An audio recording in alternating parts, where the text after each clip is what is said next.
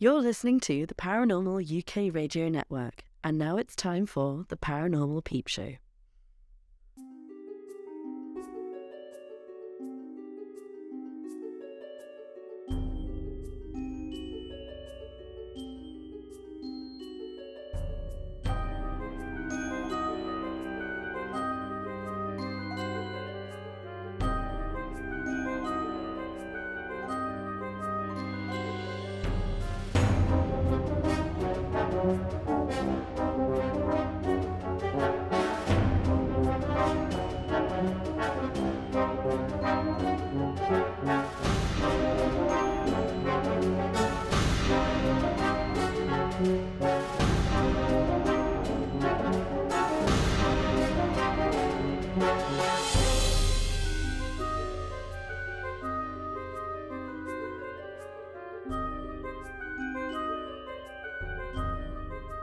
Hi, welcome to the Paranormal Peep Show, and the very special thing about this episode is the Christmas special. So welcome to everybody. Welcome Andy, first of all. Happy Christmas, Andy. How are you? Happy Christmas as well to you, Neil. So, you've had a busy year, Andy? Yeah, I mean, Halloween is now over. However, I've been working on something pretty cool, which is our Christmas posters, which is not going to focus because it's, I don't know. That's it. Is that Get back to your face. I don't know what it's doing. Why? That's weird. So it's not That's it. That's it. I can see it now. Yeah. So it's phasing in and out like a ghost. But basically, our Christmas posters for the psychic events that we're doing.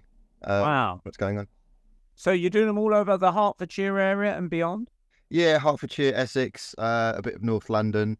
And we're kind of like taking the format slightly. So it was going to be, it was kind of one-to-ones was the main thing. And kind of we were doing like a group demo on the side, but we're flipping that over now. So it's going to be more about the group demo and the one-to-ones on the side. So I'm going to be getting myself out there a bit more and doing the whole mediumship psychic thing. We've got a very talented magician as well that works with us called Mick. And he dazzles people with his party tricks, so that's quite fun. Oh, brilliant. And what is it, out of interest? What does Mick think of the paranormal, the psychics? Now, this is quite interesting. So he was at some point a member of the Magic Circle. I don't think he is now. He kind of stepped back from it. But he says that in the magic field, magic basically kind of it was started by the Magi, I think, like a tribe way back, and it did actually start as an occultic supernatural belief system. So it did believe in the kind of like the ghosts and spirits and psychic ability. It then kind of drifted into kind of like illusions in terms of kind of like conning people in a way with kind of tricks and illusions, making them think one thing, sawing a lady in half, and then turns out the lady's fine, she stands up and it's all well. And you know, goes off in the kind of like the mentalism and the Derren Brown area and that kind of thing. But it's from what Mick says, it's very divided in the community. So you've got half the magicians actually think it's all a load of old codswallop, and they just think it's purely Darwinian kind of thinking, and everything's illusion, everything is kind of conning people, and there's no such thing as the paranormal or the spiritual.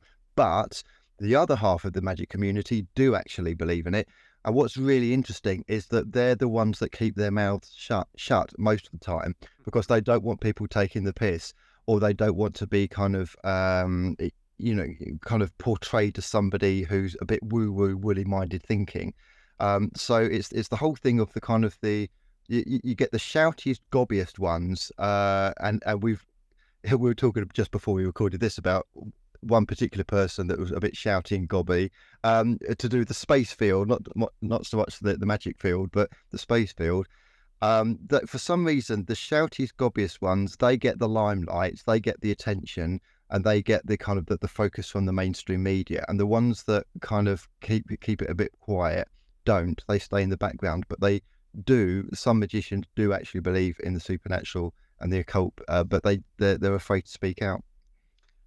Interesting. Yeah, because I know that they did have for the Scole Experiment, a magician that went there and took part in it, and he actually said that there's stuff that occurred in the Scole Experiment, which was a psychic kind of physical mediumship kind of circle running for 5 years in the village of Scole in the late 80s, early 90s. And he said those things there that he can produce. Yeah, same in the 1970s with the Enfield Haunting.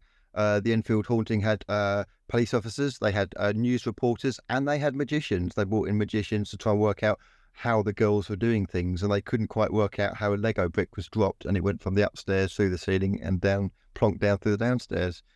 Wow. They couldn't work it out. So yeah, interesting, isn't it?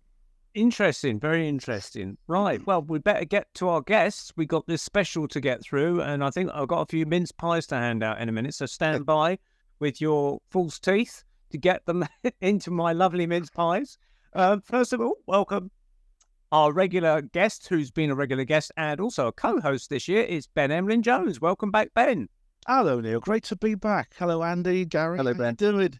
Yeah, It's great. It's lovely to be back here again. I met Gary for the first time. I know him very well from talking to him online, but I've never met him before until now. He like face to face to talk to, which is really, really great. Yeah, we've not actually met face to face, but This is the next best thing. Yeah, exactly. Yeah, it's been a busy year, a very busy year. I've done a hell of a lot. I've done things I've never done before. I've done actually a field research expedition. I went onto the Isle of Man and actually did some field research, which is something that I don't often do, actually, probably not enough. And I had a wonderful time. I had a really good time. I've been to many conferences, including the Stairway to the Stars in Las Vegas, USA. And I've taken part in the Oxford Fight Back, which is like it's resistance, because we're the original 15-minute city, so we're listing it. So I've done that as well. So goodness me, it's been quite a year, 2023, really has. And of course, the UFO situation, the disclosure-ish situation has really accelerated this year in ways that I never predicted.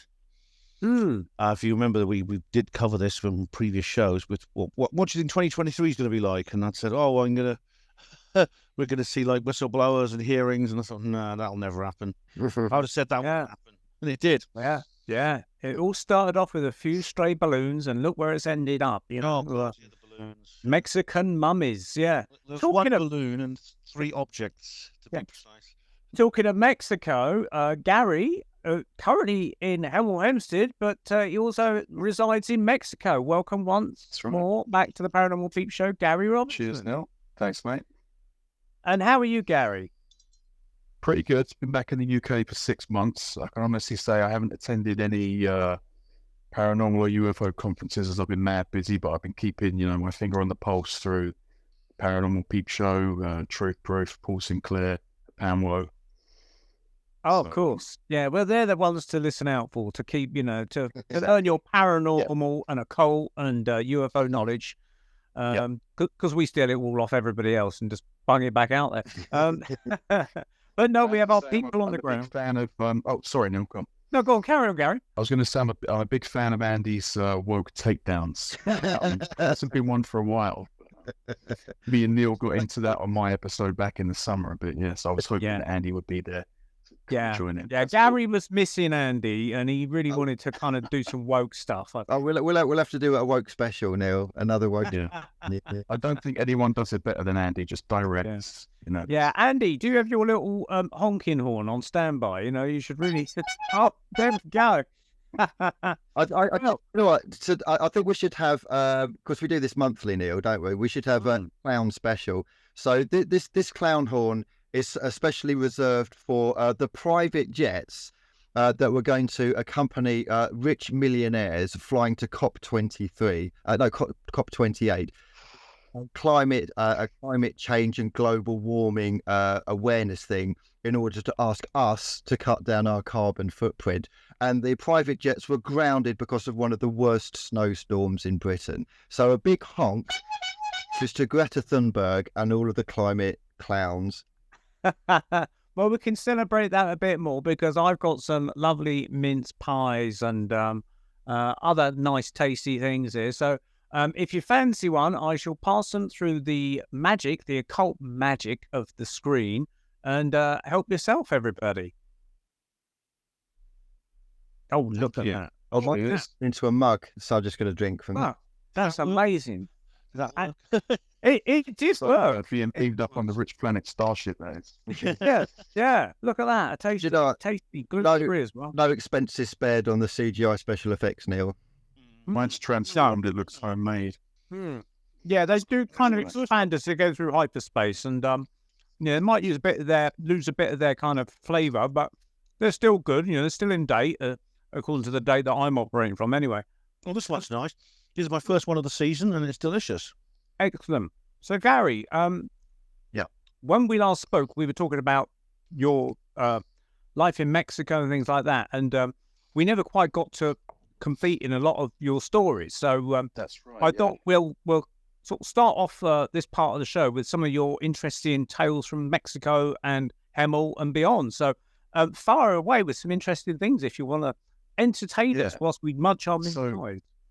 Absolutely. So I guess I was always interested in UFOs and alternative subjects, but like most people during your sort of 20s and 30s, I kind of fell out of it a bit until I started going back until I started going to Mexico. The first thing that happened was before I was married and I was just visiting the wife, every now and again, we would stay in this old house in Monterrey, which is a city in the north of Mexico, but in the mountains. If you've ever seen Predator, the jungles from Predator are just on the outskirts of the city. So where the actual buildings are, it's almost like Los Angeles, but you're looking out over to jungles and mountains and mist. It's crazy. Anyway, we were staying in this old house that we were told was haunted, and I think the first night we were there, we were lying on bed looking out over the mountains, literally, and I started noticing little blips like whizzing across the sky, whizzing back different directions, and I couldn't believe what I was seeing. So we both go up to the window and we're looking out, and we can see lights from the airport, because these things always happen by airports, don't they? And of course people say, oh well, you were looking at the lights from the planes, but planes don't zip across the sky and disappear and then come back in different directions. We were watching these things for about half an hour until we had to sort of go off and do something else. But what we saw in the sort of months to come, as shows like Ancient Aliens came on TV, I saw what they would, people were describing, the erratic UFOs that are always like small white lights that zip across the sky. There's a term they used to describe them. I don't know if Ben can remember this. There's fast walkers. I'm not sure, but they were they moved so fast and they changed direction so quickly. I mean, how on earth is that a plane at the end of the day? I mean, we're looking out across where the airport is in Monterrey, but it's definitely not going to be a plane zipping off in multiple directions. So I kind of got interested in the subject again, but I didn't see anything else in Mexico. I returned to the UK after that trip and started seeing things in Hemel. So the first thing that I saw was actually reported on London Tonight. And I just happened to be looking out the window of like my old townhouse across town towards London on the phone. And what I actually saw was, I describe it as like a white fireball, kind of like the size of the sun. It stayed there for about, I don't know, like 10 seconds. As it faded out, it left the outline of a perfect circle, which was also glowing. So what on earth was that? And then that eventually faded to nothing. It's really strange. No, yeah, the same thing was reported on London Tonight, but of course no explanation for that. But that was in the direction of London.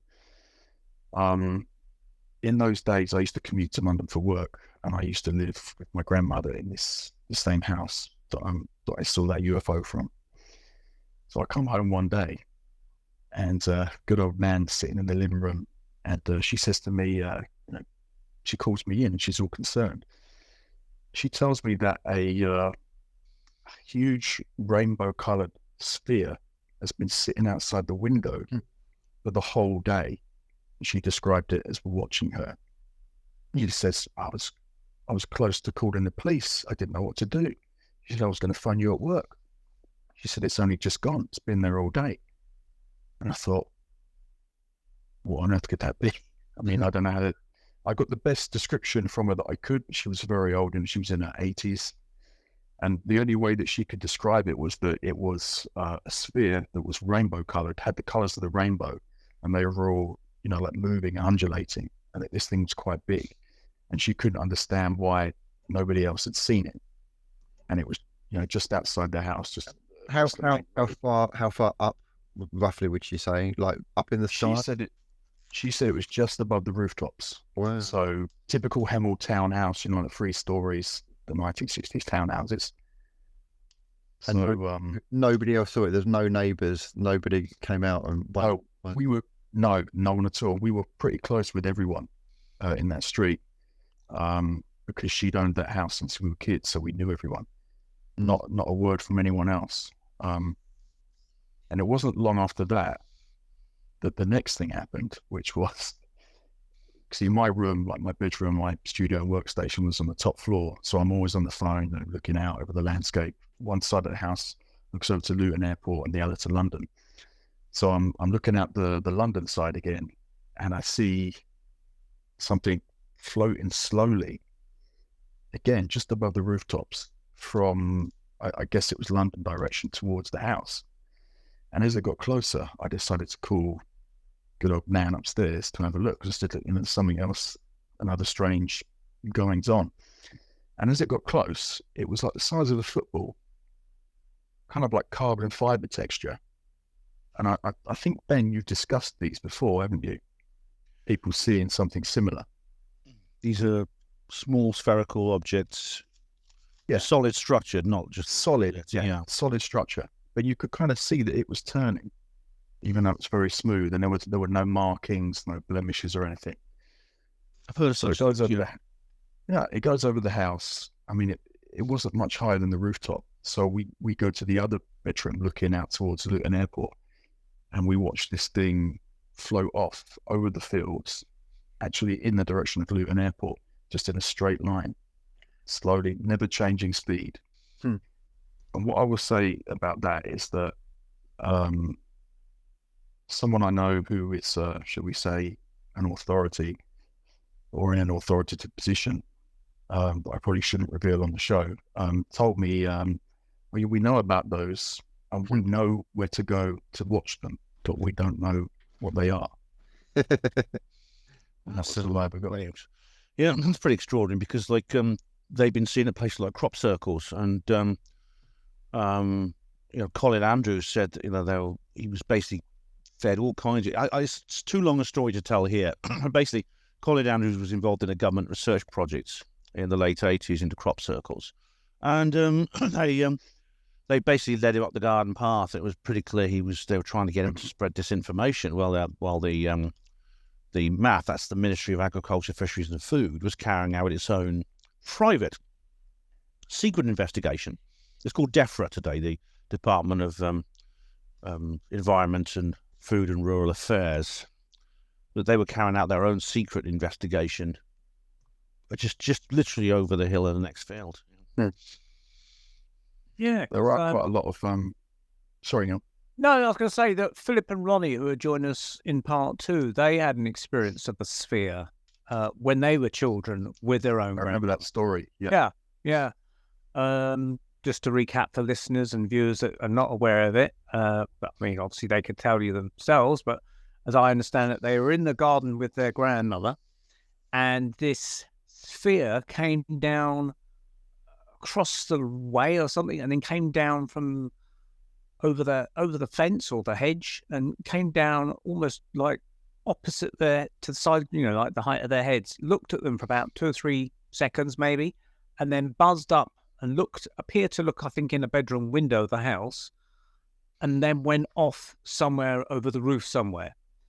And they said to their grandmother, I think there's like 8 or 9 years old at the time, twin brothers, and they said, "Grandma, what's that?" And she said to them, "Oh, don't worry, it's just the fairies coming to check on us," or something like that.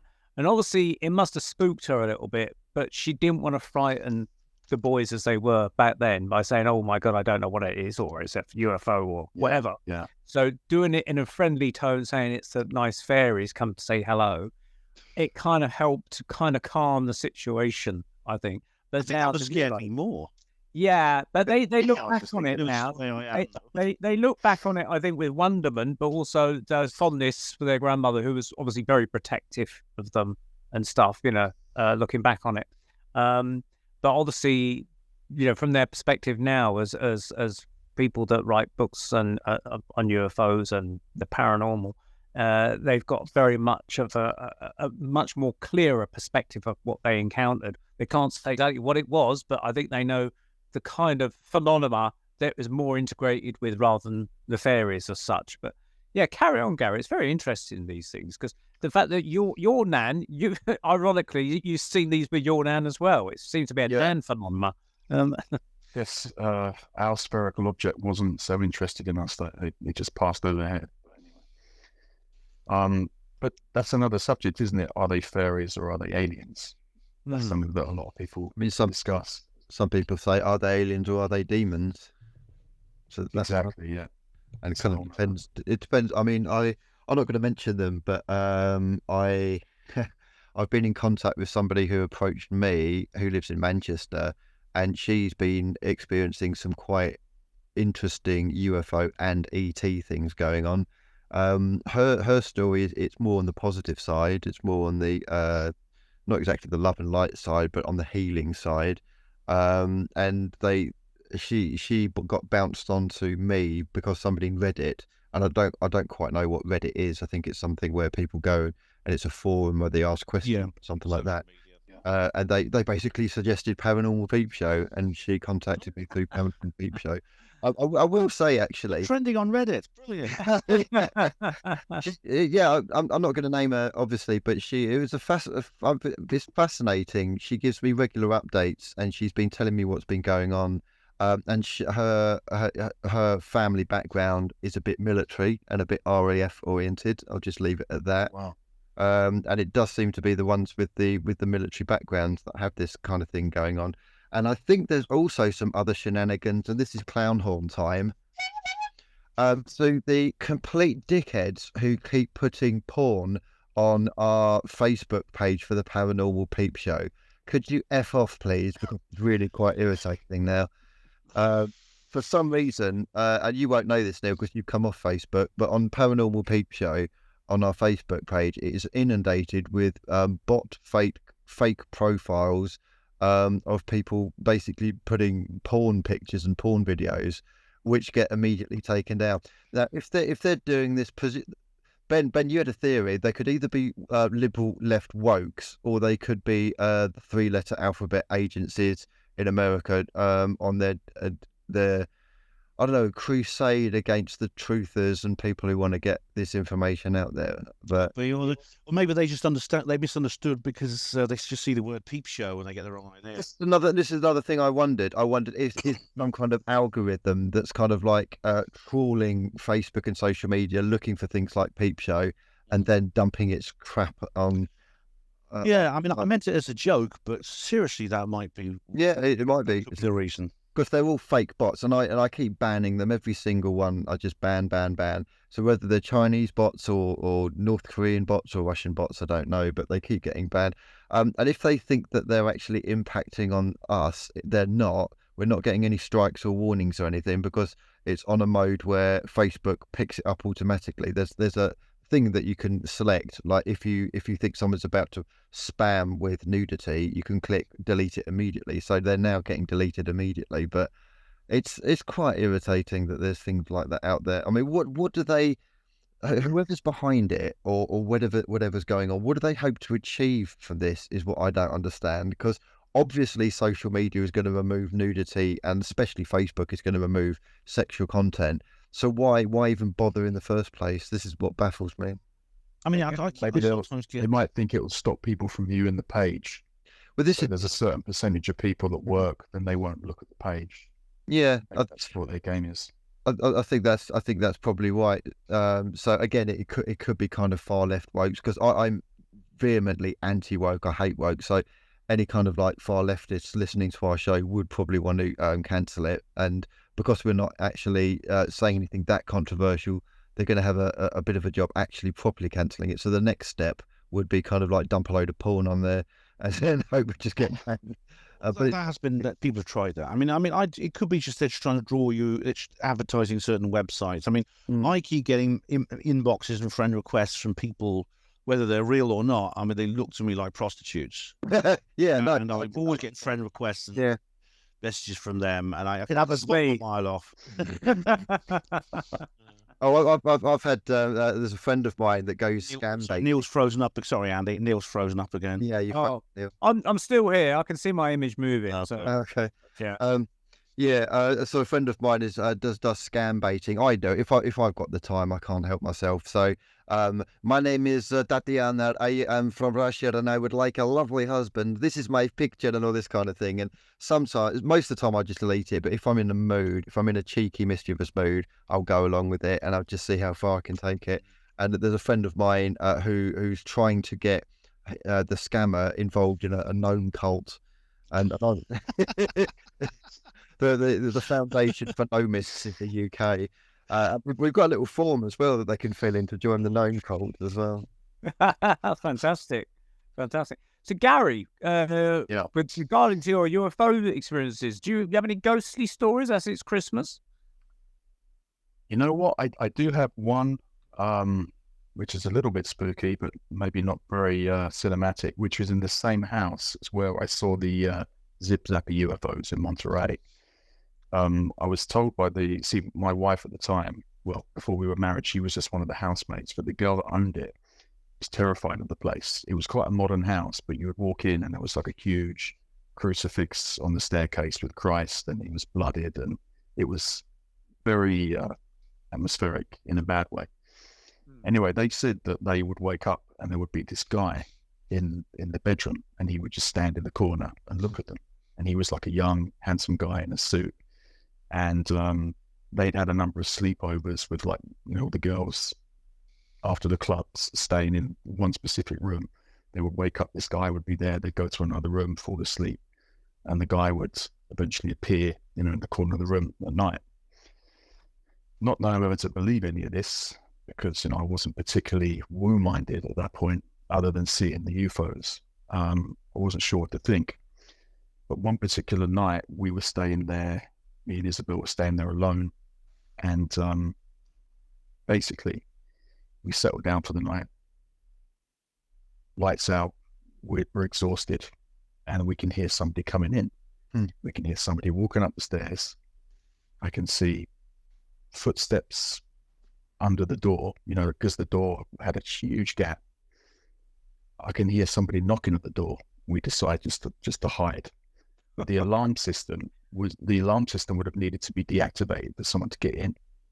And that didn't happen. And next morning, there's no one there in the house. So that was my only paranormal experience, but it just didn't feel good, and we just decided to hide until it went away. But that was footsteps and knocking at the door. So there's no doubt about it. And it struck me enough to actually tell a few people about it. Who actually, a friend of mine in Scotland actually shared a similar experience with me that he'd had, where he actually heard a voice after someone was knocking and saying, hello, which was pretty freaky. But I think the freakiest thing that happened to me in Mexico, I told you about this after the last show, Neil, and this is something that kind of had a profound effect on me. So every time I tell people about it, it doesn't generate any interest. And what it is, I used to sit on the roof of my house, which is a flat roof, at the end of the day, and just do a bit of sky watching, relax, have a bottle of water, around about 6 p.m. So one day, I'm looking up at the stars, nothing out of the ordinary is going on. I'm ready to go back inside, so I get to the part of the roof where I climb down. As soon as I hit the floor, outside my back door, I look up. Over the top of me flies a flock of birds that were made out of fire and light. And they were fully animated. A flock of about 10 birds. I watched them for about 5 seconds fly over until they disappeared. And it was like golden, fiery light. I could see like the light inside them, that made up the mass of the limbs, if that makes sense. But at the same time, the wings were flapping. And I guarantee there was no mushrooms or ayahuasca involved. At that point, I hadn't taken any stuff like that. So what the hell that was. I remember you had an explanation for me as to what that might have been. But And I've clearly, I now remember the story, but I'm trying to remember what the explanation telling me was. about that, Gary. Yeah, I remember you telling me too. yeah, there was Any some ideas, nice Ben, what it sound. might be? It sounds remarkable. I mean, I think People lost to see it. It was unreal. yeah, if I remember, I managed to find something from local mythology. I Phoenix. think that it's like That's a what I phoenix, thought, yeah. similar to that. Well, a phoenix is something that's born out of its own ashes. Mm. But I know there are actually. I found out there was a legend of birds made of fire dating back to pre-Columbian times. Very old legends, and I can't remember. I don't remember the details though, Gary. I remember you telling me this, but it was a couple of years ago. Yeah. I remember you telling me about this. Yeah, but that's extraordinary. I just froze. I was standing there for a minute or so in the dark, thinking, "What on earth have I just seen?" And of course, people might say, "Oh, it's a hologram," or it's something similar. But the town where we live is quite a wasteland. I mean, we can cross the border into Del Rio, Texas, and you're in civilization. But where we are, it's a mixture of mainly poor houses, huts, and then the odd middle class house and the odd mansion. There is no, there are no nightclubs with holograms or anything like that. It's pretty, it's like something out of Mad Max. It's like a backwater Mexican town on the border. It really is. What would be interesting, Gary, is if you could have a look into kind of Aztec and Incan mythology and see if there's any kind of firebirds in depictions in their symbolism on the pyramids. Yeah, I know. I didn't think of that. We do have some. 20 minutes down the road, we have some sort of Mayan gods, like statues, rain gods, and other stuff. And strangely enough, just down the road from me, there's a highway that takes you from where we live all the way to San Antonio, Texas. And my brother-in-law one night, apparently I was in the car asleep. He was driving me from the airport. He actually saw a thunderbird, as in a real thunderbird. And he actually slowed down. So whether that's connected to it, but what he said was it was an eagle the size of a man sitting on the side of the road. It was as in an anatomically correct eagle. And he just said he slowed down and looked at it, couldn't believe what he was looking at, couldn't wake me up because I was jet lagged. So whether that has some kind of meaningful connection with, birds of light, thunderbird.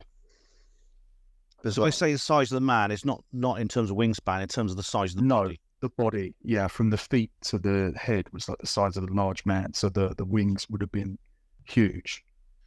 Yeah. This guy's a skeptic, man, wasn't he? hardcore skeptic. Yeah. He's a hardcore skeptic. So there was no reason for him to make it up. Yeah. That's interesting. And talking on things in Mexico, obviously, I know you're not there now, but I mean, are you getting like from the family out there any kind of opinions on these Mexican UFO alien bodies presented to us? Well, I've got my own opinions on them. Yeah, please share. These are the little white statues that Jaime Maussan was. That's correct. Yeah. I think I go along with what you said recently, Neil, in one of the recent shows where you said that they just look like something somebody would have made 1,000 years ago to represent like a god, like a crude carving, so they don't look real. Yeah. But I guess I've got to play skeptic on this one because the trouble is in Mexico, and this is a cultural thing, people get excited like really easy and they buy into something. And I think this is what happened to Jaime Maussan. I think it was about 15 years ago where somebody made like a fake fairy being out of body parts and tat, and they gave it to him and he just immediately lost it and went global and said, like, I've got the body of a fairy. And it was only when in the lab they found that there was super glue holding like the limbs together. And I can't help but think, based on looking at those things, that they just don't look very genuine. In fact, to me, they don't even look very old. So how they can say that there was alien eggs inside them or whatever they were saying, I just don't get that. But I do think it's a case of the Mexican cultural thing where somebody says, yeah, look at this, and then Jaime Maussan gets really excited, he buys into it, and then they just go all out. And that is the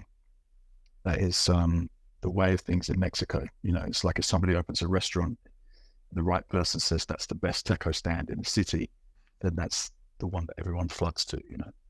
Can I add something to that? Is it right if I add something to this, actually? Yeah, sure. Go for it, Ben. I've actually just interviewed Steve Mera for my own show. Steve carried out an investigation into these objects back in 2018. And what he found out was that they're actually constructions. They're constructed out of a mixture of random human bones and animal bones, many of which are actually robbed from the graves of the classical civilizations of Peru. And this is doing terrible damage, incidentally, to the architectural world of that ancient country. And unfortunately, yeah, they are basically the large one, known as Maria, actually is a human body, but it has like a fake head put on it, made from a carved skull of a llama, and there's another one that's got a dog's head on it. And I thought, we both of us thought this had been forgotten, but then suddenly they reappear at this hearing in Mexico, and all the newspapers can talk about the next day of these strange objects, these mummies, apparently, which unfortunately discredits a lot of what else happened in this remarkable event. It should have been a real wonderful moment, but Jaime really, really dropped a clanger at the last minute there. And Jaime, my son, I think he lets his imagination runs away with him. His enthusiasm, I think, overtakes him, and he does sometimes promote fake stories. Now, some people say it's malice and greed. To give him the benefit of the doubt, I'd say I think it's because he is just he's just a little bit ungrounded, or very ungrounded. He does promote some genuine cases as well, and he researches some genuine cases too. I mean, like the Merida alien, the one in the alleyway where the alien reaches out and grabs the boy playing football. You may have seen that video. That's that. You say Merida? I think I've been there actually. Merida, yeah. There's an alleyway. There's a video. It's filmed on an old 1990s mobile phone. It's not very good quality. Okay. You see a bunch of kids playing football at night, and literally there's some creature pokes his head out from behind a lamppost and reaches out a very long arm and grabs one of the boys, and they run screaming. He helped. He didn't really do much of the investigation, but he did visit Virginia, Brazil, where there's a very, very significant case there. But generally speaking, he's not someone I would trust. And I'd like to say you shouldn't get him involved in things like this, but unfortunately with Jaime, you can't really stop him. I think physically it would be impossible to stop him getting into this event. I mean, I think a column of tanks would not even be able to prevent him from getting into that event. He's just... I think it's a Mexican thing, Ben. It's like, it might sound a bit racist, but they have sort of like a general quality control issue. They just rush into everything, That sounds a bit harsh, but that's just their cultural difference. Whereas we would look at the alien mummies, seeing them for the first time with skepticism, they would just go, get it on TV. Who cares? Let's have a party. And sometimes it is that there are people called the Vaqueros. These are grave robbers, and they're very often just poor people who I understand their dilemma, but it's like drug dealers. Cowboys, cowboys, yeah. It's like the drug dealers who they don't have any opportunities. They can spend their life on the minimum wage or stand on a street corner for a couple of hours doing $5,000. I mean, it's understandable that temptation is there. The Vaqueros is similar, but what they do is they work for the black market antiquities trade, which is worth over $4 billion a year. And they literally sell these fakes, and some of them are fake and some of them are real, but they'll sell fakes if they can get away with it for like millions, $1 million a piece. Some of them go for more than $1 million a piece. And there's and it's not just a problem in Mexico and South America, it's a problem all over the world. Egypt has its own black market antiquities trade run by very ruthless gangsters who they have some of the police on their side and people like that. They're like the mafia, and ancient Babylonia, Iraq, Mesopotamia, that area too. And so, unfortunately, this whole business has probably been organised by those people, and they got the Vaqueros to go out and gather the bodies and the remains, and then they concocted these fake alien mummies.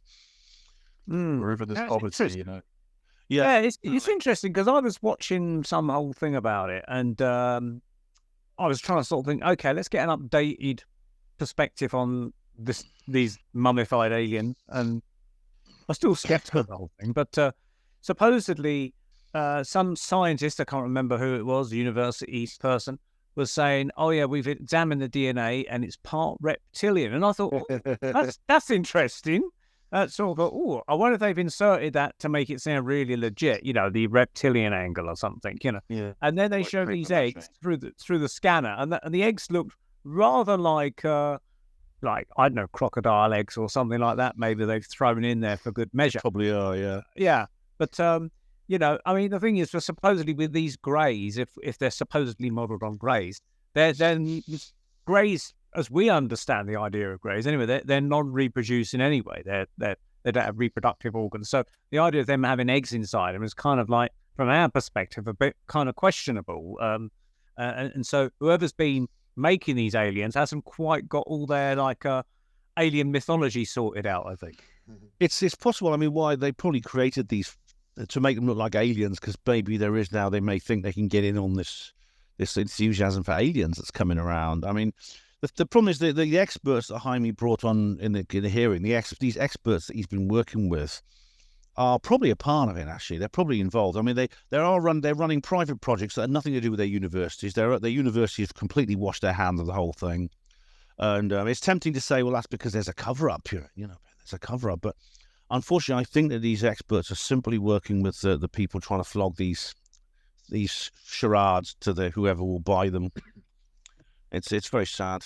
So how did Steve Miro get involved, to go all the way over there to examine it? Why, I mean, if they're inviting, presumably, Steve to go in and say, take a look at them, they're running the risk of them being exposed as completely fake, which obviously he has sort of said that. Yeah, I think they underestimated him, actually. I think it was Gaia TV were doing a project. They were doing a series about it. You can actually watch it. I've watched the program. And Steve was involved with them, but I think Steve is an honest guy. I mean, Steve will call out nonsense where he sees it. I mean, he's worked closely with Don Phillips, and Don, I think, was a bit nervous when he first got involved with Steve, because he knew that Steve will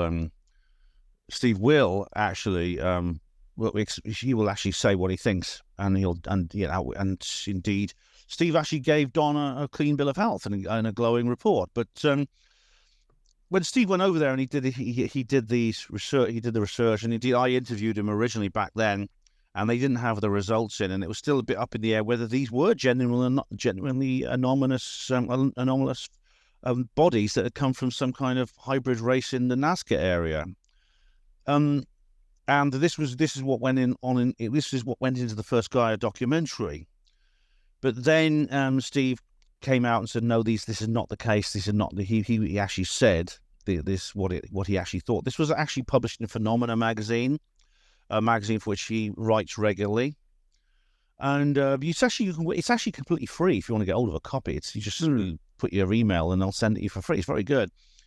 And unfortunately, this is I don't think the people whoever's behind this, I don't know. I'm not blaming Gaia for this. It's probably a load of people in the local area who were trying to bamboozle some UFO enthusiasts from the West. I think they would probably not have selected Steve if they'd known what he was like. I think they underestimated him. Excellent. It's a shame, really, because there's so much real stuff. I said this to Steve. There's so much here that's real, and it's very exciting. And why isn't that enough? Why do people have to make up fakes, or go after fakes and things like that? It's a great shame. Because maybe, yeah. Also, you could derail kind of momentum of certain things, like the UFO disclosure movement, and it throws a complete, whether it's intentional or not, it does seem to throw a complete doubt spanner into the works, doesn't it? I'm sure it's very useful for people who do want to discredit us and want to keep this stuff buried. I mean, for example, like I said, the Mexican hearing could have been a wonderful victory, but unfortunately, defeat was snatched from the jaws of victory. It was a great shame. At the last minute, then these fraudulent things were brought on, and that it made a joke up because everything. There were so many really great witnesses. There was Captain Bob Salas, there was Ryan Graves. There was other speakers from France, from Japan, from the United States, from Argentina, and they really brought out some really good information. There's a guy in Mexico who's kind of the Mexican equivalent of John Greenwald Jr. You know, he's always sending off Freedom of Information Act requests under their law to try and get as much UFO material as they can, because there's a very rich UFO culture in Mexico. I mean, it's at least as productive and fertile as the United States. It's not exported as much as the American scene, but it is there. And there's a lot of people who are serious about this, and they don't want everything polluted with these turds in their punch bowl. Talking of the United States, we'll go to a break soon, but Ben, you've just come back from the United States. You went to Las Vegas, didn't you? So tell us a little bit about your trip to Las Vegas. Yeah, sure. Oh, well, I went to a conference called Stairway to the Stars. This is a 3-day full-on conference in Las Vegas, USA. It's at the Luxor complex, which is like it's the most incredible thing. I mean, Las Vegas is full of these most incredible structures, all shapes and sizes. There's all like miniature versions of New York and Venice, and there's like many film sets in one. Yeah. Caesar's Palace, which has a Roman theme, and there's a Venetian centre. There's a little Eiffel Tower, that's sort of half-size Eiffel Tower. But this is a black Egyptian pyramid, and in front of it is like a sphinx, and there are obelisks as well, and everything in this place has an Egyptian theme. It's obviously very well done. It's all 100% fake, like everything in Las Vegas. It's all just It's staged in that, so it's got a kind of creepy vibe to it, you know, Ben. You reckon, you know, because Ellis Taylor said that. He went there too, and I can well believe it, because it is literally it's shaped like this energetic structure, which of course the Egyptians knew about. We went in there though. It was really it's by far the biggest scope of any conference I've ever been to. There were more speakers. And the reason they had so many speakers is because they were running them in parallel. Mm-hmm. They have this thing called the King's Chamber, which is for all the big names, the kind of keynote speakers. But then they had Lotus 1 and Lotus 2, which is these smaller auditoriums, and they had 5 smaller rooms, which they call galerias, 1, 2, 3, 4, and 5. And all these were running simultaneously, which means you couldn't see every single speaker, because they were running concurrently, which meant you had to choose sometimes which ones you were going to go and see. It's like the UFO version of the Glastonbury Festival. It's actually very like that, yeah. And indeed, the conference it's most like, I think, was the Glastonbury Symposium, which I also went to this year. Incidentally, I went to that as well. That's in Glastonbury in July. And another reason I felt it was like that, because it was not like a UFO conference. It had a UFO conspiratorial angle, but it was mostly, I'd say, a New Age type conference. There was a lot of people talking about spiritual subjects, ancient mythology, ancient spiritual traditions, including the Egyptian one, which is why it was held at the Luxor. Indigenous mythology, the Amerindian traditions. They had these shamans from the Shoshone Nation, the local tribe, and they were doing like drumming, and they were reciting poetry and singing songs. That was very nice. There was a couple of meditations where we took part in that, which was really, really good. And I did have great fun. And I must say, you know, it was enjoyable. It was really enjoyable. The highlight of the whole trip, though, was when I went to Rachel, Nevada. Mm-hmm. Just outside to park up with a lot of other people and look at the night sky, do a sky watch just outside Area 51. I went to a sky watch just outside Area 51, just in the forecourt of the famous Little Alien. Mm-hmm. This famous little establishment is like a pub restaurant in this tiny little village called Rachel, which is like 70 miles from anywhere. It's like it's a remoteness you would never have in this country. It took like about 4 hours to get there on the coach. Didn't the coach driver lose their way or something? So true. There were cock-ups galore in this entire expedition. The organisers were almost tearing their hair out at the end of it. But, you know, despite that, everyone enjoyed it. And I went and said a big thank you the next day to the organisers. I didn't think I'd be able to go because there was a mess up with the organisation and me getting on the coach. So I had to basically buy another ticket, but I wasn't sure if I'd get on because it was sold out. So luckily I went there and someone did change their mind and they didn't want to go, so I bought their ticket off them. So I got to go to Area 51. Rachel is about as close to Area 51 as you can get. It was probably better to go in daylight, actually, because you can't see very much at night. Yeah, I remember seeing your video thinking, well, can't see much, but at least you went there. Did you see any activity in the night sky? No, I mean, we weren't there. We only actually were there for about an hour and a half. And we spent most of that time just standing around the campfire. By the time we got everyone had food and drink and finished our meals, and we just went and sat around. And we were having fun. Jimmy Church was kind of like cheerleading us all along, and they had there was some night vision goggles, but literally we had to leave about an hour and a half later because we arrived very late. What a shame. It was, but I've got no regrets. I'm glad I went, and it was definitely the highlight of the trip. Ever since I heard about the little alien about 30 years ago, I'm longing to go there, and I finally did it, and I'm really, really happy I finally got there. I'd love to go back. Maybe I'll go back in daylight if I get another opportunity. I was going to say, would you plan on going to the conference again maybe next year if they do it? Maybe, although I'll see how it goes, because there's other things I want to do, and there's other things I want to do next year. I've got plans for next year, but I would like to go back in daylight and go to the Groom Lake Road and see a bit more of that area. It was nice to get out of Las Vegas, to be honest. You didn't see any black helicopters or followed by MIBs? No, funnily enough, no. It was there was no activity. The people at the people at the lady and the staff, they said, it tends to be. They said it tends to be in the middle of the week you get more activity.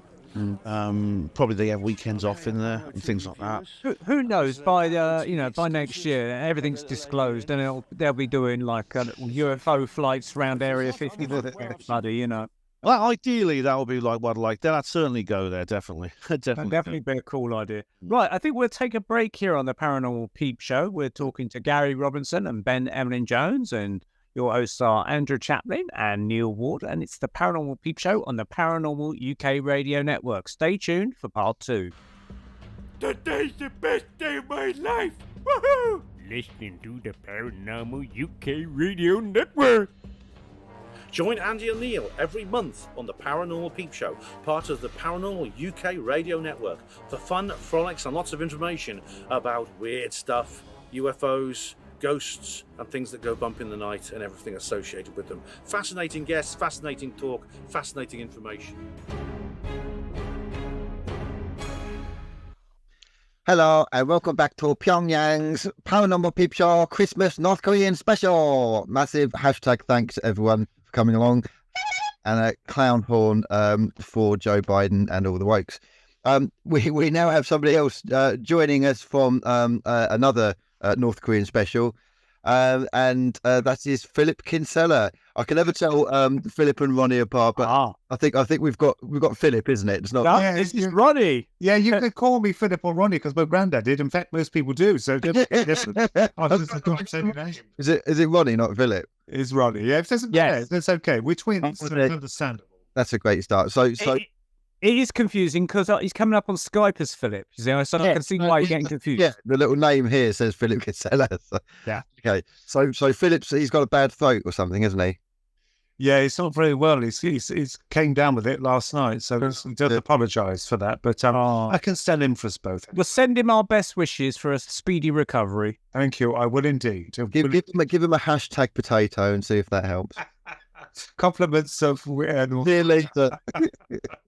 Well, Ronnie, so we were just chatting in part 1 with Gary, who's here, and Gary's currently in Hampstead, but he also lives out in Mexico. So we've been talking about the Mexican alien mummies, and Ben's also just been traveling everywhere over the past year, and his most recent trip has been to Las Vegas. So we've been chatting about his visit to the little alien. Wow. So we were also chatting before we started the show that we both, Ben and I, recall seeing you and Philip on this documentary on Amazon Prime, The Biological Connection. Connection, that's right. Yeah. Yes.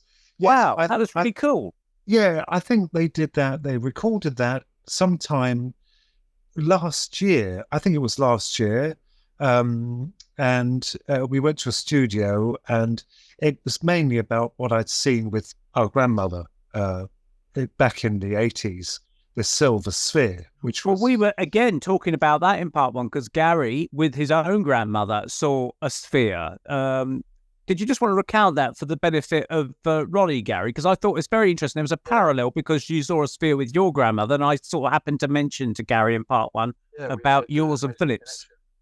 Yeah. But this one was in Hemel-Hempstead, Ronnie. I don't know where you're based, but basically in my old townhouse in Hemel, from the top floor, I noticed this thing coming from, say, like the direction of Loughton, moving very slowly in a straight line. The speed wasn't altering at all. It was very constant. It was literally just above the rooftop, and you could see that it was solid, kind of carbon fiber in color, and it didn't have any blemishes, but you could tell that it was kind of rotating a bit. And I called my grandmother up because she'd had some recent UFO sightings during the day while I'd been out of work, things that we just couldn't explain. So I called up to see this thing, and we actually followed it as it crossed over the roof of the house and watched it float out towards Luton Airport direction. Wow, how big was this? How big was it? It was about, well, I would say just a little smaller than a football. Right, interesting. And it was silver, yeah? Silvery? Yeah, silvery, carbon fibery. I don't know, kind of hard to look down. That was the impression I got. I remembered your story from hearing it on a number of shows. Yeah, that's why we made the connection earlier. Yeah, That it was was fascinating. in the garden. Yeah, more or less the traits of it are more or less identical to the one we saw. I didn't notice it revolving, this one. It just looked like it was made of titanium or something, but it was more or less exactly what you're saying. It was about the size of a football. It was in 1982, so it's a long time ago. This would have been 2008. My goodness, they're still around. Well, we know that because they are regularly reported throughout the spheres. The fact is, I wonder if they are, or they were, the Foo Fighters. That has been recorded. Because these were not luminous, yours, Gary, and ours were not luminous, could it be attributed to the fact that they are sort of like more or less, not stationary, but they're not flying at incredible speeds, or whether the light around them has something to do with it? It's fascinating. But I refer to it as an electronic eye. I've always made it quite clear they may be observers. I had one sarcastic comment from a leading ufologist. I was quite surprised. Sadly, he's no longer with us. But when I mentioned about the electronic eye, he said, did it have eyelashes? And I thought, you of all people, you of all people, I thought would have taken this seriously. Perhaps he looked upon me as some twat. But this did happen, and it was very haunting. And so this is interesting. With your own grandmother, you saw this over the roof. This is fascinating. Yeah, and this was not long after she spent the day watching what she called a sphere of rainbow light outside the window of our house in Hemel-Hempstead. And by the time I got home from working in London, she told me she was 5 minutes from calling the police after watching this all day. She was really she wasn't into those kind of subjects. We never found out what it was. We were chatting earlier, and Andy was asking if any of the neighbours saw it. We knew all the neighbours in that area. Not a word from anyone. But someone I know who's, should I say, in authority, told me in regards to the spheres that they know where to go to see them. They know about them, but they don't know what they are. Yes. In relation to your grandma, ours wasn't phased. She was psychic. And she said something very strange. It was right above her head. It was just, it moved towards us, and then it stopped solid just above her head. And she just said, oh, look, the fairies have come to take a closer look. Well, we knew that wasn't fairies. That was like something from Doctor Who. So back then, so this is very interesting. Thank you for sharing. You actually say that about it being an eye, though, because I also got the feeling of, I don't know, not like being watched, but I can't quite put it into words, as if it was observing somehow. Perceiving you in some way. Yeah. At the same time, it felt electronic, like what Ronnie said. It didn't feel like some organic consciousness or something. Technology, yes, some kind of technology. Now, when you talked about the Foo Fighters, and they're typically glowing red or orange, it just made me wonder. But the fact that is there nighttime bombing raids?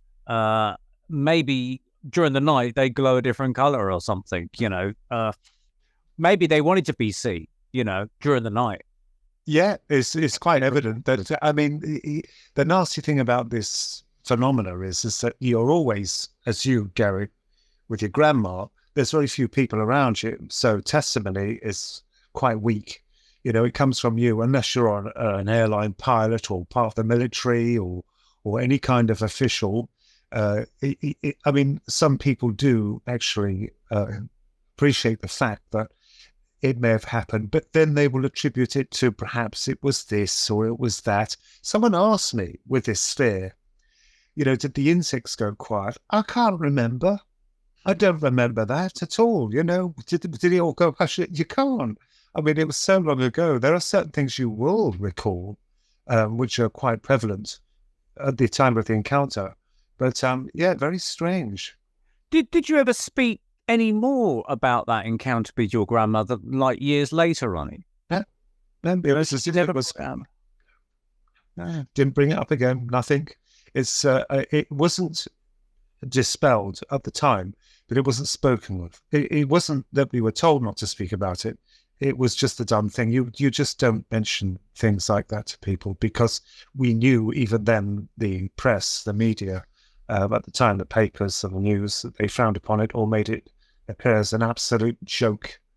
Even at school, I don't think I told anyone. We just kept it like a haunting secret until much later when it was coming out. The internet, if there's one thing it's done, I know it can be cruel and it can be kind, but there's one thing it's done. It's brought people closer together with this paranormal subject.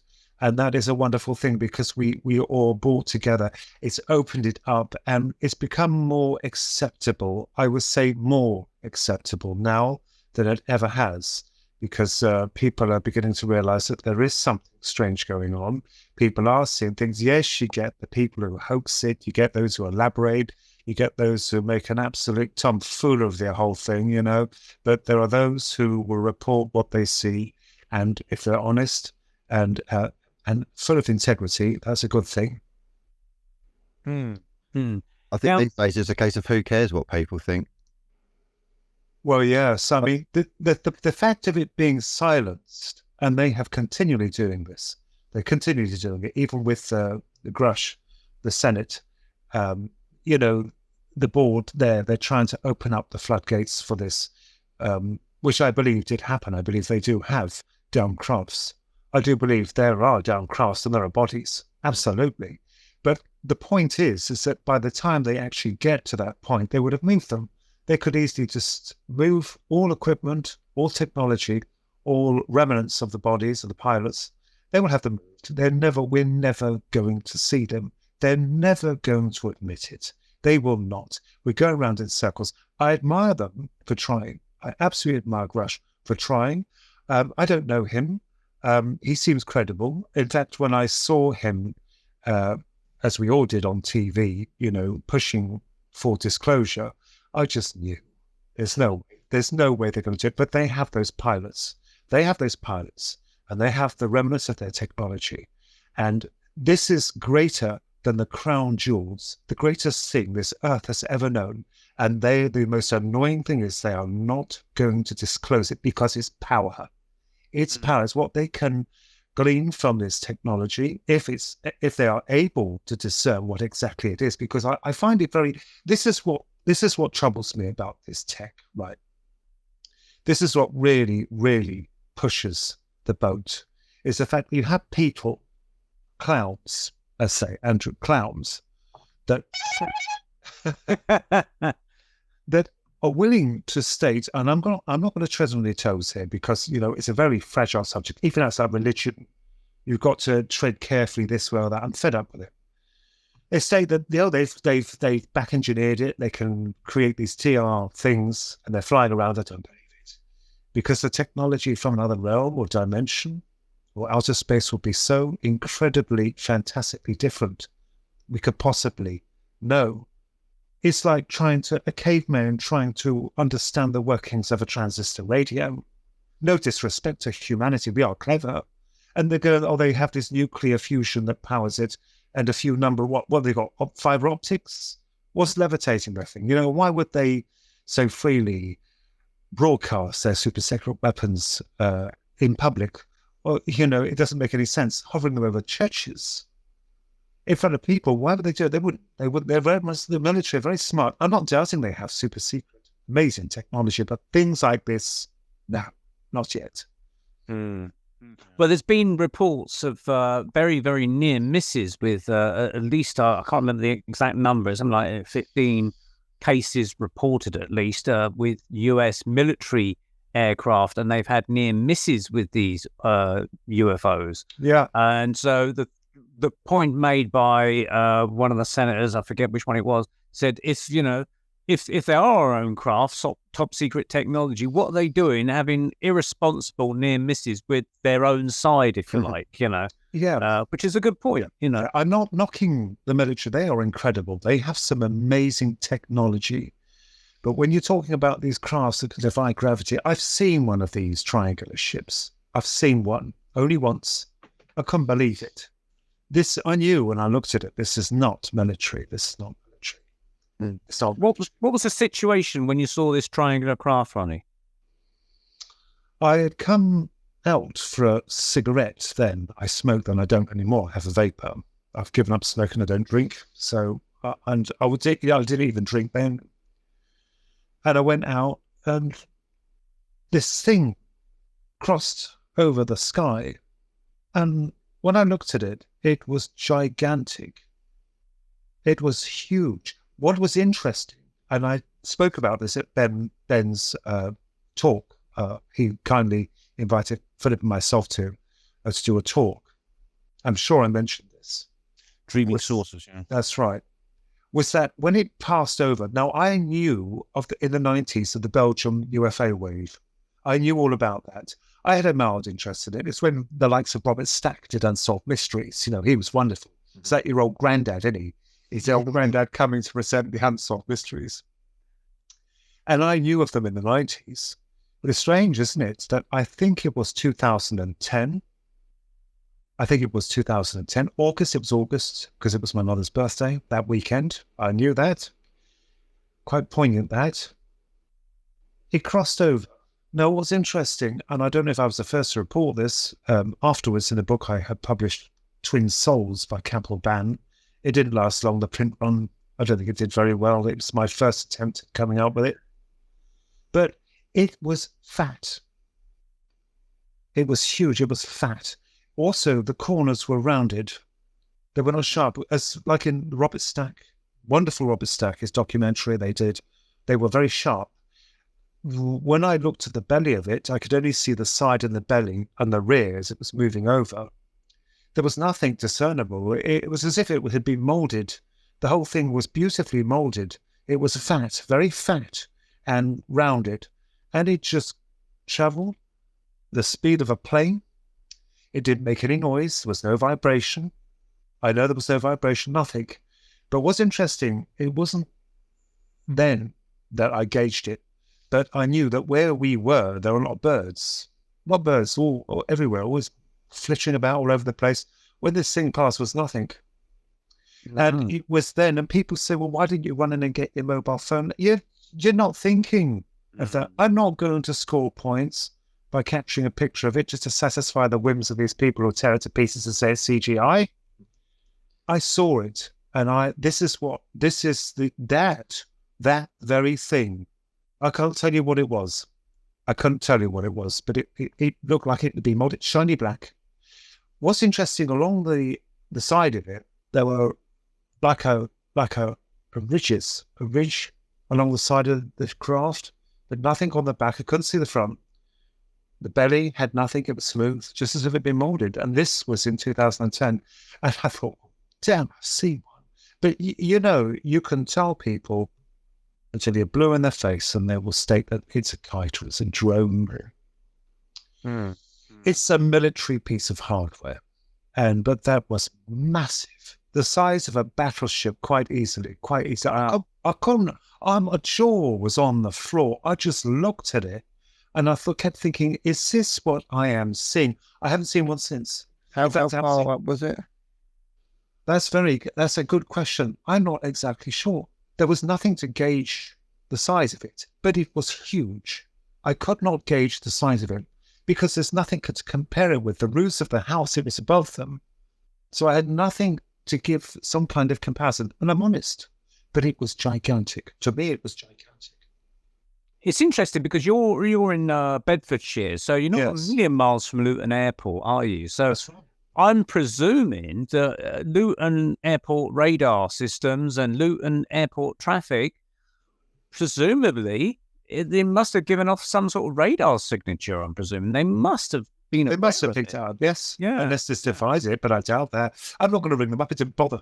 Because it was at this time when we had been attacked in the papers. I think they had done a review about something Philip had experienced years ago, and it was disgusting. And I thought, I'm not going to pursue it, because even if you did ask them, they'll deny it. No, we've got no blips on there. There's nothing there. What are you talking about? They do it to the pilots, the commercial airline pilots. They've even actually admitted, haven't they, that they were warned if they saw anything, that they were not to speak of it. It was filed by force, but they were not to speak about it. It doesn't surprise you, does it?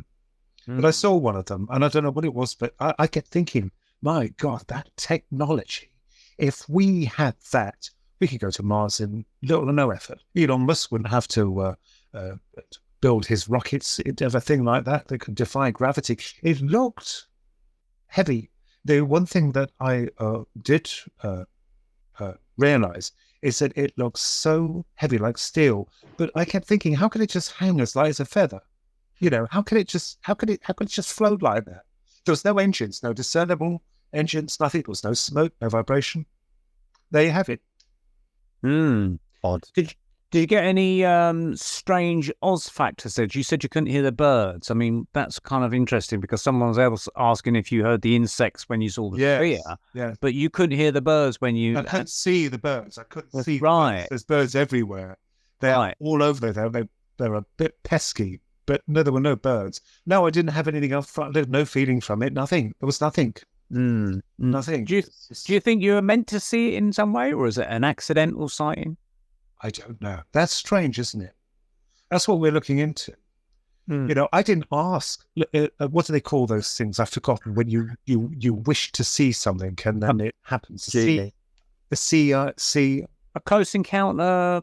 No, Fifth kind. Fifth kind, isn't it? Where you have contact.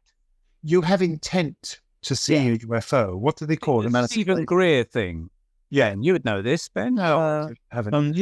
The manifestation. It's a CE5. That's it. Manifestation. Human-initiated contact. Yeah, there's different words for it. Yeah, I know nothing. No intent, nothing. I don't know why. I don't know. I'm not special. I don't know why, but that propelled me to write the book because I'd had enough. I'd seen enough. You know, and I knew my reputation would be at stake, but I didn't care anymore. I think you reach a point there where you're not bothered what people think. I've been called everything. I know I have been stabbed in the back. You know, they laugh behind your back, you know, but I don't care because I've seen them. Yeah. There's something fascinating about it. Yeah. Ben, so you wanted to interject there? Yeah, just I wanted to comment on something that Ronnie said on the subject of the secret space program and what the covert military technology exists and what it has. Now, there are quite a number of ufologists now who are simply throwing their hands up and saying, well, there are no aliens, it's all secret technology. And I think a lot of them are people really who should know better. And I think they're mistaken for two reasons. One of them is because of what Ronnie has said, well, the reason Ronnie just gave, but also the antiquity of the phenomenon. It predates, not only predates the invention of conventional aircraft, it predates history. And we have what you call contact experiences and sightings and close encounters are recorded in ancient mythology, and in which these are basically stories that have been handed down before the written word came along, or written records didn't survive. Also in very ancient art on cave paintings and places like that, especially in Australia and southern Africa. There seems to be a large number of what you say disc-shaped objects, very much like the objects we see, and indeed alien extraterrestrial beings of the type that we might be familiar with in modern ufology. Now, so that we are being interacted with by non-human intelligence. There's absolutely no doubt about it. There is another very fashionable idea these days, which is that aliens don't exist, but they are somehow being used to cover up the fact that we have anti-gravity and free energy technology, which again makes no sense at all, because it's drawing someone's attention towards something with the ultimate objective of deflecting it away, which could backfire in any number of ways. I mean, just imagine a bank robber who stole some money, and then he went and buried it in the woods. But every time a policeman walked past, he said, "Mr. Policeman, over here. Hello, yes. There's no stolen money here, all right? Just some unicorn bones. Yeah, on you go. Have a nice day." Of course, that money would be found very quickly, and the burglar would be arrested very quickly. So what I think we're looking at, this idea, what the CIA invented UFOs. It's some kind of, it's concocted neo-mythology to cover up their spy planes. I think we're looking at an elaborate double bluff. There are aliens, and this story that the CIA invented the non-aliens things to cover it up is actually part of the cover-up. If you unpick that, yeah. Yeah, that's Well, interesting.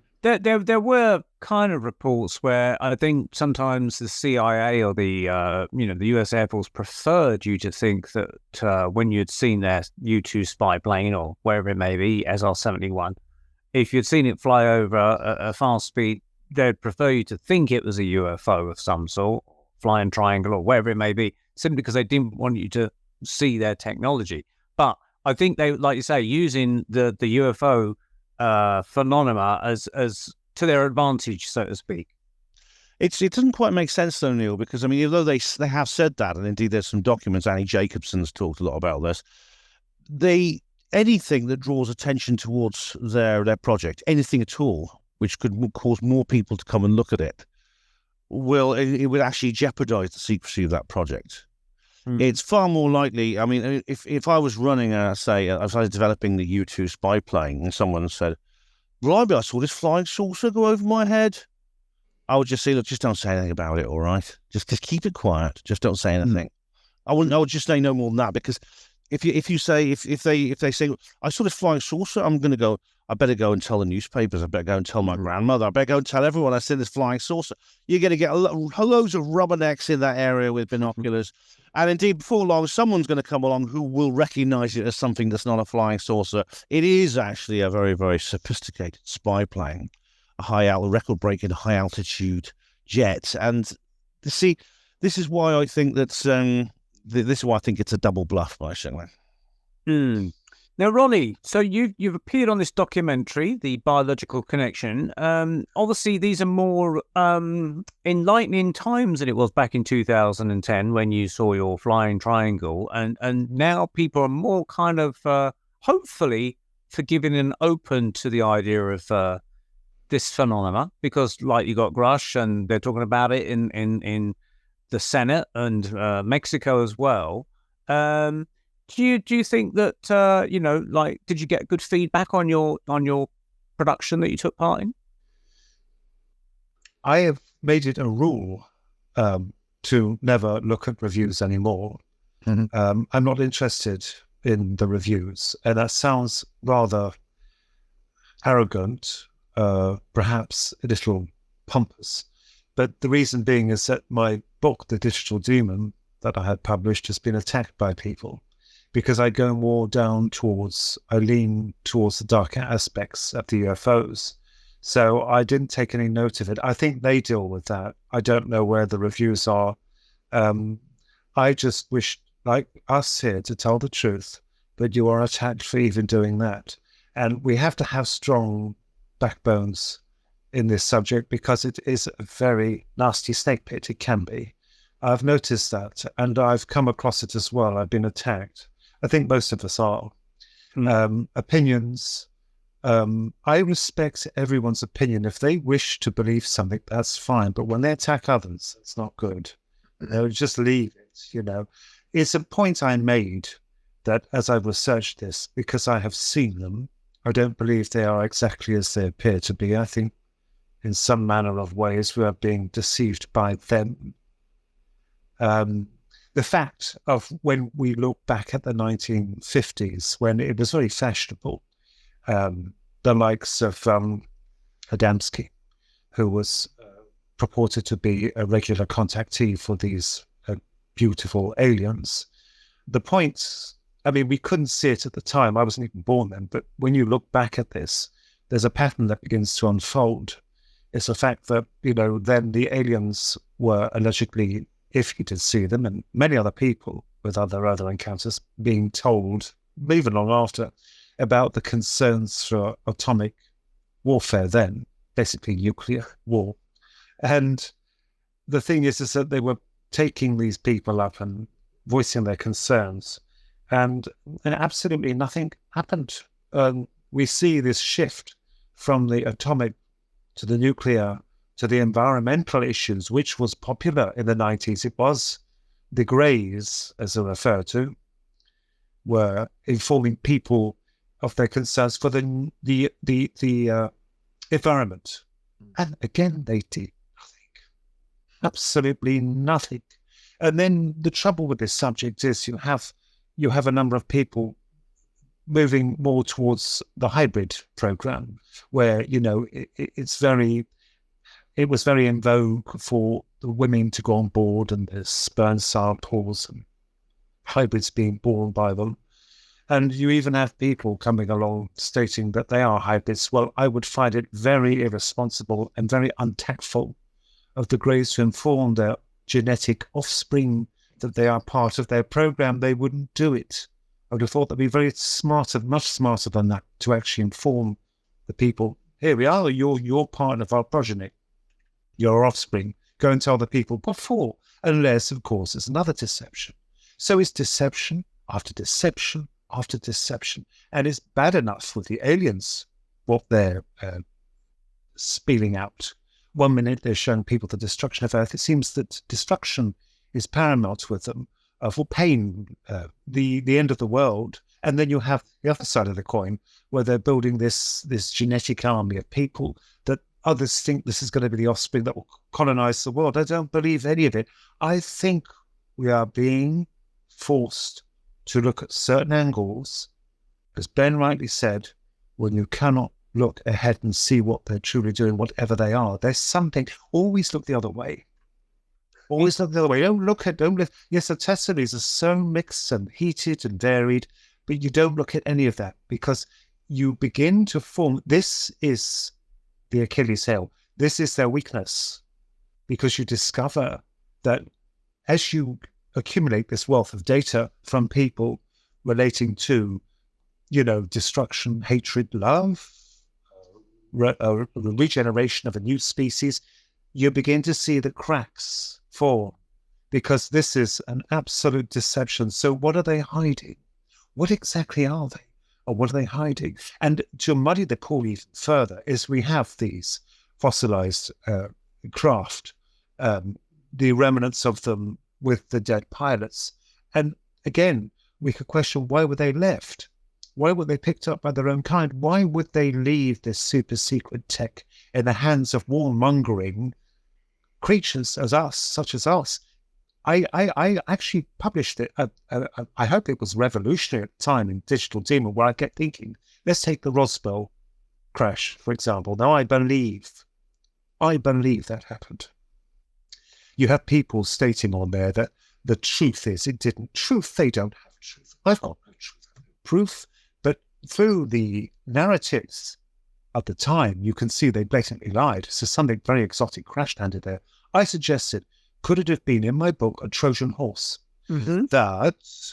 That, and this was at a time when there were a number of crashes throughout the world, but the pilots and the ships had to appear different. They had to look different, so as not to raise suspicion, that the same species would have the same problem. They're quite haphazardly knocking back a number of bump risers and smashing on Earth. So they had to look different. Is that a possibility? I'm not saying it is, but if it was a Trojan horse, what are they dropping? Is it technology? There again, we suggested that it would be quite impossible for us at this time to decipher that. Any kind of engineering from another world.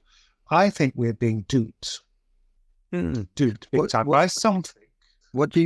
So do you think the duping is more from the ETs or from our own governments, or both? No, it's from them. But why? I don't know, but I have a theory, but it doesn't. There's still a lot more research to be done into it. But what I will say is that it's fascinating. I am not right, because any one of us could be right or wrong about it. I accept that. You see, these things like theories you come out with, you are attacked even with them online. You can come up with 100 different pointers about what these things are and what they're doing, and they are real. This is something that's happening. This is reality.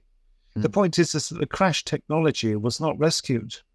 I find that very hard to believe, because even if the ship was, or the ships and the pilots were destroyed beyond all hope of sending off some kind of distress beacon or anything, the lapse in time would have certainly called for help, especially on this world. So it's like being like Sherlock Holmes, if I can say that respectfully. You look at it, you look at the picture, and it's like a jigsaw puzzle trying to put pieces of it together. It doesn't make sense, I know, but some of it does. The men in black, they were very popular in the 50s and 60s, weren't they? I believe this is part of a phenomenon. Briefly, what's your current theory? I'm not going to give that out yet, because I'm not going to give that out, because that hasn't been published yet. I've just finished a new book, and I come up with a number of theories on it. It's not to state that I'm a guru of some kind of new, astonishing, revelation. I'm not. It's just what I privately have discovered about it. And of course, I could be wrong, but there's something very dark about this. This is another problem about it. Is that you have the people that, and I'm going to assault a few people here, but I'm going to say who believe in a federation. There's absolutely no evidence of a federation. They've done nothing. And it will continue on and on, that they will do absolutely nothing. Oh, they're coming. They're always coming. They're proclaiming their concerns from the 1950s. And what's happened? Absolutely nothing. I mentioned this in Digital Demon. I'm going to use the word. They've done absolutely bugger all. And we've got nothing. We are left with absolutely virtually no proof. So we are ending up like this on these programs, which I think is wonderful, because it brings wonderful, like-minded gentlemen to yourselves together, to try and find out what exactly is going on. Now, there is something with us. There is something here with us. That is absolutely certain, but it's very strange. And so far advanced. There's space scammers, in a sense. We were talking about being scammed by people in Las Vegas, and you got to watch your back. And I think you've got to watch your back from the aliens and ETs and things, by the sounds of things. I mean, it's interesting that they're supposedly sort of trying to imply this idea of caring for the environment whilst crashing their saucers and making a massive mess everywhere every time they crash, and they don't even bother tidying it up. It's a bit of a contradiction, really. But what are your thoughts on it? What are your thoughts about the Senate? What do you think? Well, go on, Ben. You know it better than anyone, I think. Oh, this is a bit of a speciality of mine. I've been really sort of, I suppose, obsessed with this whole thing lately. What Ronnie was saying about the crash retrieval issue, a lot of what he said is actually quite new information to me, and he's presented a view on the topic that I hadn't really considered before. But I do certainly know that there were a lot of the ideas that they just come here and they crash accidentally and things like that. That doesn't quite fit, because, for example, some of these craft are found intact and just left there. It's without any occupants. They're just parked, basically, with the doors open and the keys in ignition, or the equivalent. They're expecting us to wash it for them. That's what they do. Maybe that. Well, this is the thing. I mean, who knows? I mean, I think maybe we're in a position where we're all speculating, trying to anthropomorphize these beings, which really, we're trying to put ourselves in their shoes, which is not possible, even if they have 2 feet. We can't. Maybe it's just best to wait and try and see until we get a bit more information before we decide completely. Now, as for the hearings, unlike Ronnie, I think it's possible that we may get somewhere with these. Now, this doesn't mean that Of course, there are elements within the government still at large who want this truth embargo to continue and they want to stamp on it for all the reasons that Ronnie said. However, I don't believe, put it this way, I'm not convinced that those people have a monopoly of power anymore. I think that ever since 2016, there has been something of a breakdown in the control of the deep state or Illuminati or cabal, whatever you want to call it. There has been a weakening of their position. I think certain things happened in the world of politics at that time, which indicates, I would say, a complete suspension of communications from that particular elite to the political structures of this world. And we could, and I think possibly the UFO issue has been a part of that. Hence, a year later, you get like the New York Times article and things like that. I mean, I know a lot of people saying, but Ben, it's just a deeper part of the conspiracy. It's a double bluff. It's another double bluff. It's just that no one has really provided a really comprehensive reason about what, if it's a disinformation, what exactly are they trying to disinform us with? And so I remain cautiously optimistic, but of course I'm on my guard as well, because you have to be, don't you?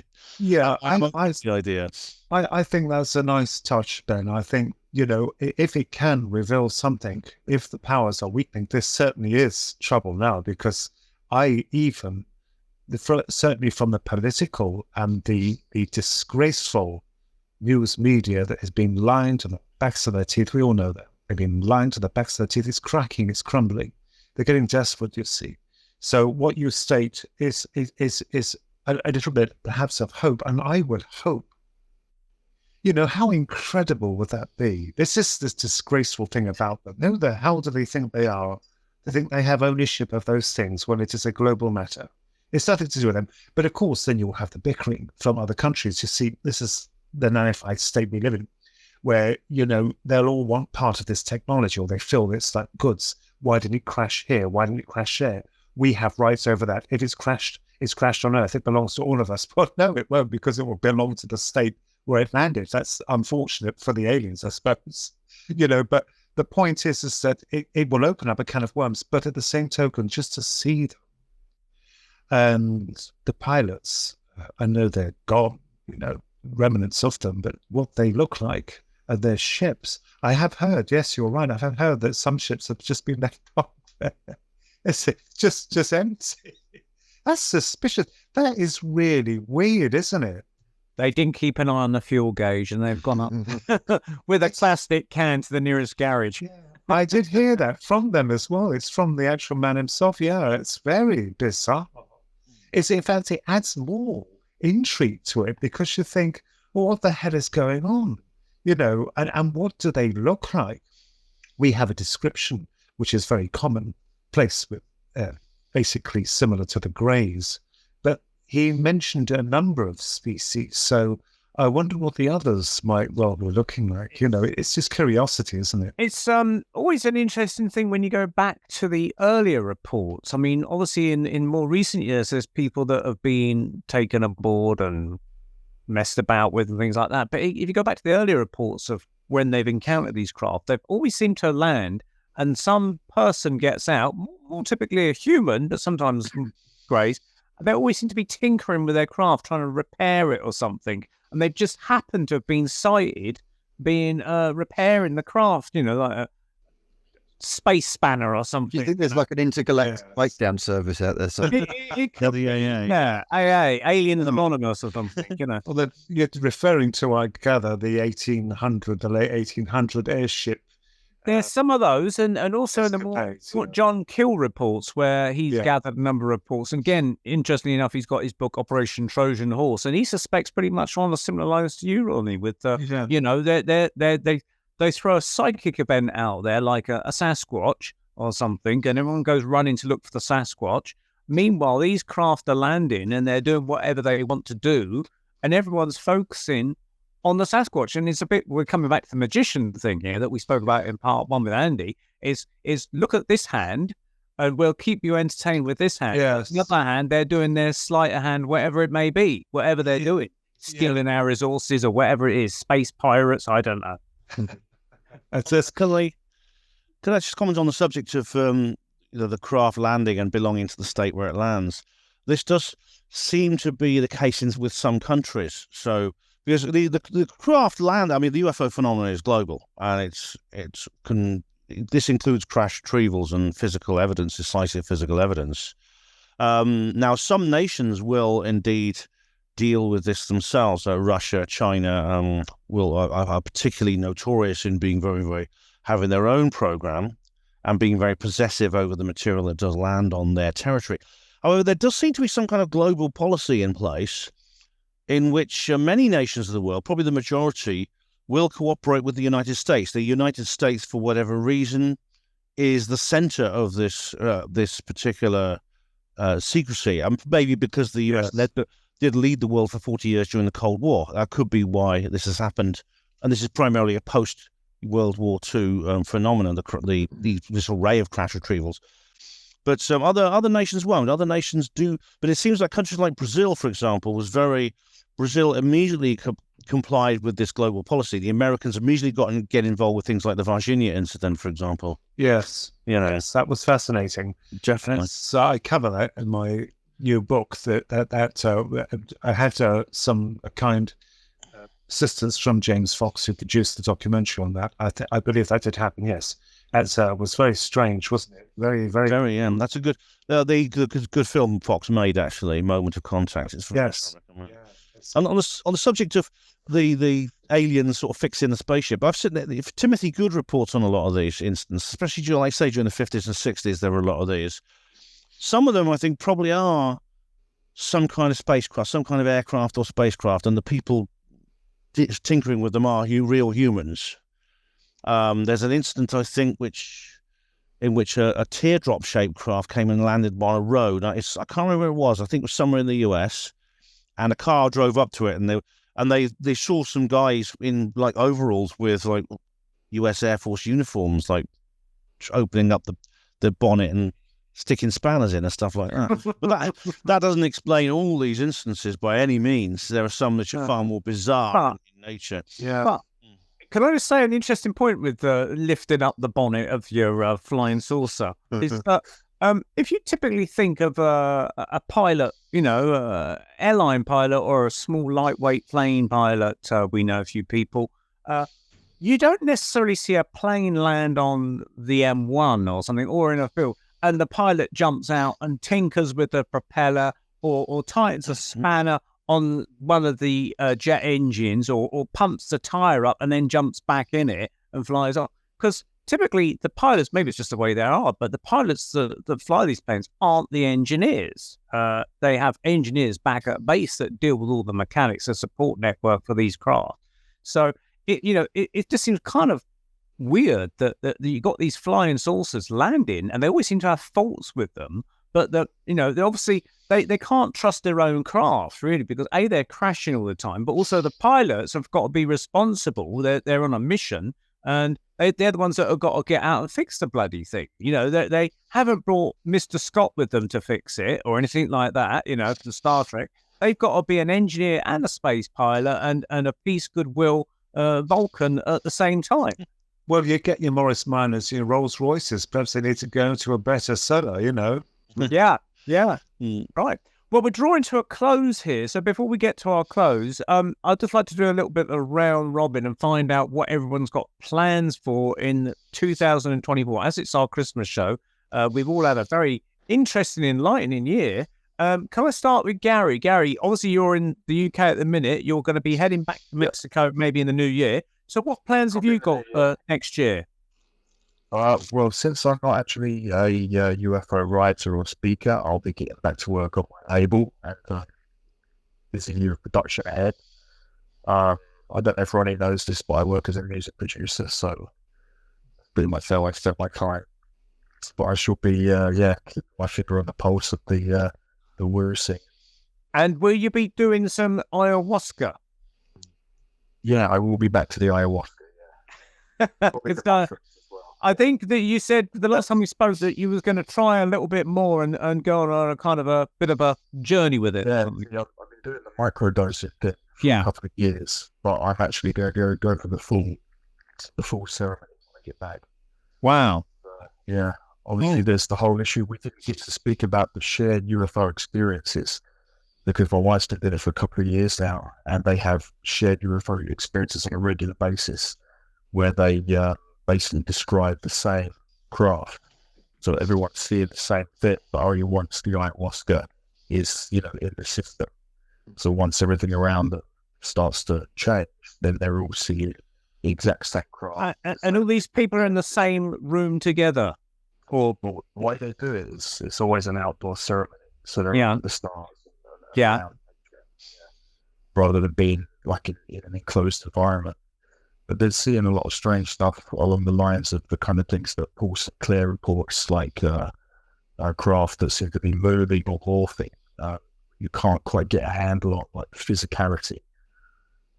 What's actually going on. And they describe the same thing. And of course, there's the issue where a lot of the people the next day, when they share their findings, they say that they were told under the influence of ayahuasca that they were in fact extraterrestrial beings having an earthly experience for one incarnation only, so that they need to make the most of their time on Earth, because that interesting. Their one shot. So there's a definite UFO connection with ayahuasca. Oh wow! Well, come back and tell us how you get on, and be interested to find out if you get any shared experiences of UFOs or ETs or anything like that. And and you can be our man in Mexico. Get some insights into these alien mummies if you can, and dig down deep and find the truth of it. I might be avoiding hiding the sun in his Mexican mummies. And Ben, what will you be doing for next year? Busy year ahead, do you think?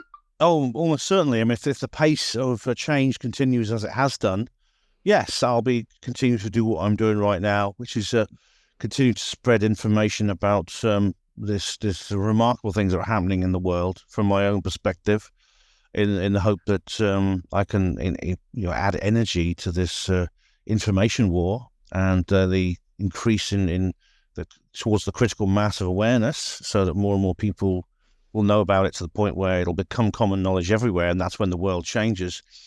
I will be going to more conferences, I hope, at some point, maybe going on another field research trip.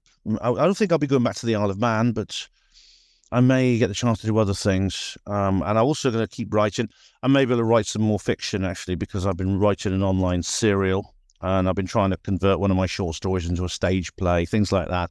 So I hope to get on with that as well. So that's something maybe for early next year. I'll have hopefully a stage play, which will be nice. Excellent. And Ronnie, what's your plans? I mean, you're writing your book.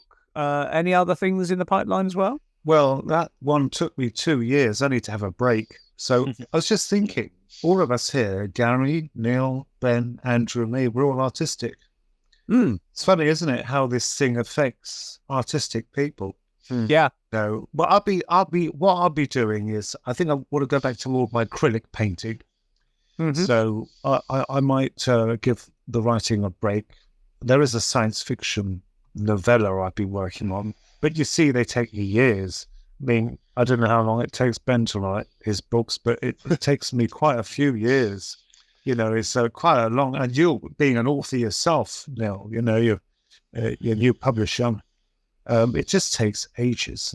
So I'm going to have a little break. I think do a bit more painting, I think. And it's always hard to juggle. I mean, I'm painting this at the moment. I'll show you this as we're talking about painting. I think you can see that. Oh wow, yeah, right. Easy. That's the white faces is because they haven't been painted in yet. So that is actually a scene from the film. What's the film now? Dawn of the Dead. Zombies. Yeah, zombie movie. So that's something that Monica and I are co-painting together. So I'll probably do a bit more of that tomorrow. But it's a tricky thing to juggle, painting and I'm writing the book. As you mentioned, I've got this book deal. So my book will be out next year under a different title, and I'll tell people about that when it's closer to the release time. So I've been writing a book for the past 3 years. Again, done in my spare time, but now I'm focusing it more heavily. So I'm taking the actual original draft and reshaping it and swapping the chapters around and things like that. So that'll be out next year. Andy, what will you be planning for next year? Probably just more events and an expansion of tune-in events and going from there, really. Cool. Okay, so everyone's got a busy year ahead. And Ben, will we have disclosure in 2024, do you think? Oh, everyone asked me that, and the answer is, as always, I hope so. I think there's actually probably a better chance next year than any other year in the past. It doesn't mean it will definitely happen, but I mean, I've been focusing a lot on this particular subject, and I'd say probably, if I had to put money on it, yeah, I would put a bet on. In fact, I have a bet on Alien Life will be discovered within the next 5 years. Oh, really? I put a tenner at William Hill. A tenner? I actually got 50 to 1 when I put it on, so I get £500 if I win. Yeah. So that's reason enough, I think, isn't it? And I put it out a couple of years ago, so I think there's only 2 years left. So that's reason enough, isn't it? Well, good luck with everyone's projects, and just want to take this opportunity to thank everybody for taking part in this evening's show, the Paranormal Peep Show, the Paranormal UK Radio Network, the Christmas special. So thank you very much indeed to Gary Robinson. Thank you, Ben, for taking part, and Thank you, everyone. thank you, Ronnie, and please send our best wishes to Philip, and thanks to Andy, and it's thanks to you for watching. So thank you very much indeed for all your watching and listening of our shows, and have a great Christmas, and wishing everybody the best for 2024. This is Neil and the rest of the gang on the Paranormal Peep Show. Good night. Good night. Good night.